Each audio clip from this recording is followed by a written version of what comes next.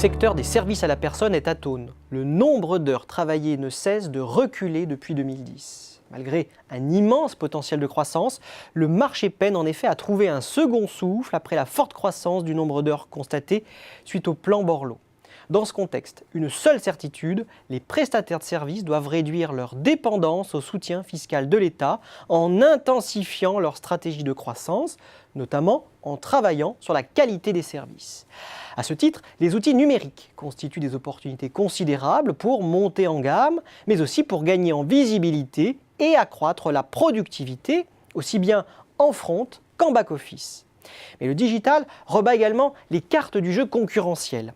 La percée des plateformes de mise en relation fragilise en effet les positions des acteurs traditionnels.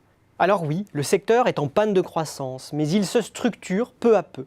Selon l'étude Xerfi Precepta, les associations et le gré à gré, qui dominent toujours le marché, sont en perte de vitesse. Les entreprises privées, elles, grignotent des parts de marché et représentent désormais 17% du chiffre d'affaires total.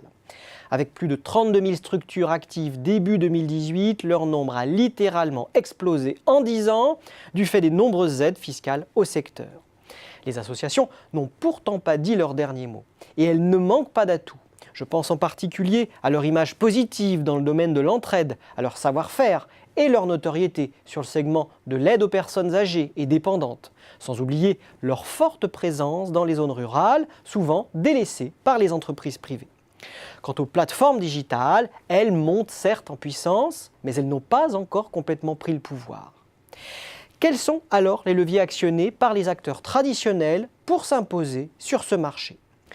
Leur stratégie de croissance s'articule en réalité autour de 5 grands axes. Le premier, c'est l'élargissement du portefeuille de services proposés pour faire du volume et ainsi mieux rentabiliser les frais fixes.